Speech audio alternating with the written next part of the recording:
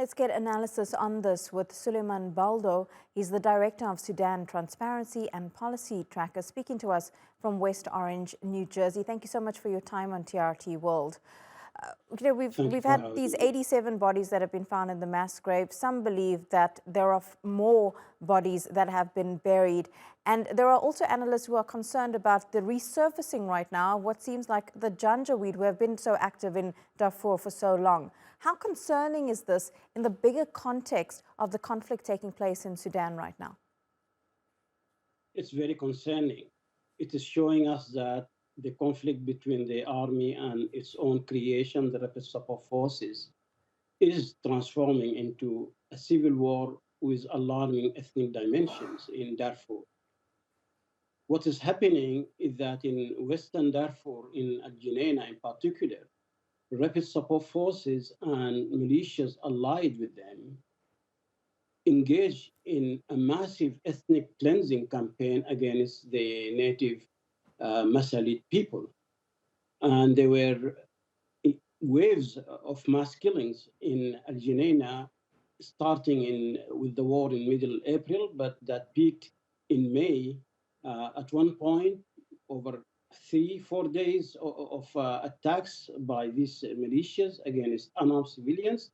There were more than 1,000 dead, according to the account of the local humanitarian agency representative. And therefore, these 87 bodies found in the mass grave are just the tip of the iceberg, I'm afraid. And of The course, intensity of the killings led to the entire city being evacuated by its population, forcibly displaced to become refugees in nearby Chad. And of course, that is having a massive knock-on effect for not just Sudan, but also its neighbors. We've got that summit taking place in Egypt, Egypt itself having become home to many people who are escaping Sudan right now. A lot of people talk about African solutions for African problems. Do you think that the summit in Egypt will be a place where they can find a solution to what's going on in Sudan? African solutions for African problems is one of the key founding pillars of the African Union. And all the states that met in Egypt today actually are members of the African Union.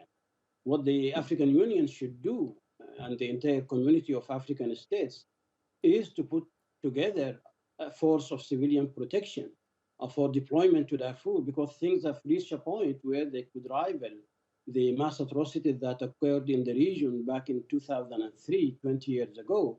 We are seeing a repeat of that happening before our very eyes now.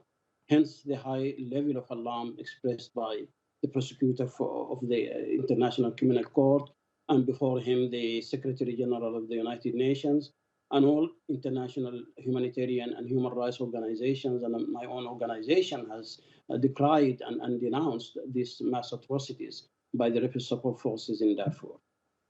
Yeah, and hopefully they will come to some sort of agreement or find some sort of solution, because at the end of the day, it's the civilians in Sudan and particularly in Darfur who are really paying the price. Suliman Baldo, thank you so much for your analysis. Thank you for having me.